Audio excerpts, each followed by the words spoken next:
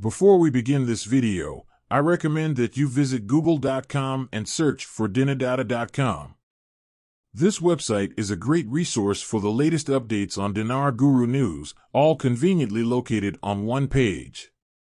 For more information, I encourage you to visit the site.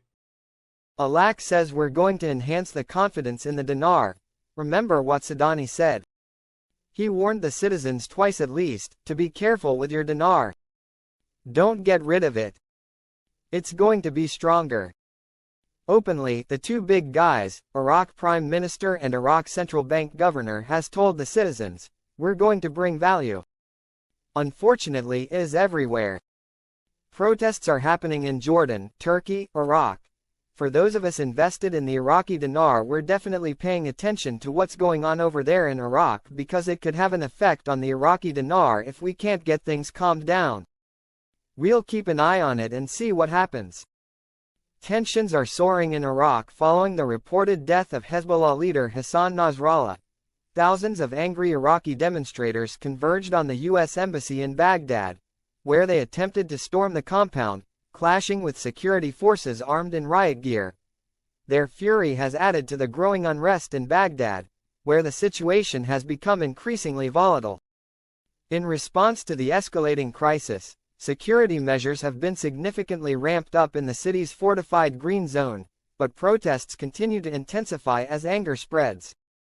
The situation remains fluid with heightened fears of further violence. They say that they wanted this monetary reform to be done at the beginning of the year, remember? Unfortunately, no, they weren't ready. But they sure are ready now. Central Bank Governor announces success of digital transformation plan in Iraq. The CBI has told us just recently that electronic banking is an important step in the currency reform and banking process. Wow. Wow. Wow.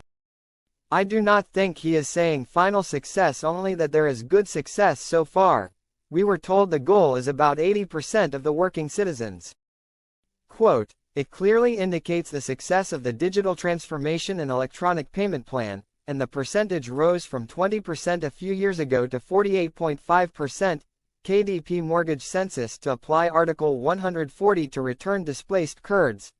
This is really big and one of the things we were expecting. It really doesn't matter what the articles say concerning positive versus negative. What is extremely important is that they are talking about the lifting of the exchange rate. That is the point, that is the key, whether it be for or against it. They are talking about it because it is real. Central bank seeks to withdraw excess liquidity. When the Central Bank of Iraq is removing excess liquidity, that's taking in dinar, what does that do? Enhances the value of the currency supply and demand. Reduce the note count, the value goes up. That's the way it's always worked and it always will. Iraqi authorities close Green Zone Gate amid Shiite protests over Nasrallah's assassination. Things are so bad Iraq has now had to close the Green Zone. We haven't heard about them closing the Green Zone in at least 2-3 years. They've been open that long. CBI won't just remove 3 zeros without adjusting the nominal exchange rate and then adding purchasing power to the dinar. A rate change to you and me. We might call it an RV, though their endgame is reinstatement. This guy is just referring to swapping out currency for Iraqis only. He's not taking into account what happens to the dinar internationally. To an Iraqi, removing 3 zeros is just taking old dinar out of circulation and replacing it with smaller bills, digital payments. That's why this guy is talking about a partial peg. The CBI is talking about a pure float. He's only looking at half the process. This article is addressed to Iraqis only. Emo, of course. MP Mudhar al-Karwi confirmed on Tuesday that the fluctuations in the parallel market are not a cause for concern, noting that the dollar exchange rate in the parallel market has witnessed a slight increase during the past 3 weeks. Al-Karwi explained in an interview with Al-Maluma that this increase is due to speculation, regional tensions, and attempts to raise prices by some traders and companies. Al-Karawi added that the government measures, especially from the central bank, to control the exchange rate and provide hard currency to companies and traders to pay for their goods are proceeding at a flexible pace, stressing that the parallel market will soon decline again. He pointed out that the parallel market is affected by the current events in the region. Al-Karwi stressed that the parallel market will be reduced through a state of calm and reassurance, indicating that the matter needs some time for the decline to resume.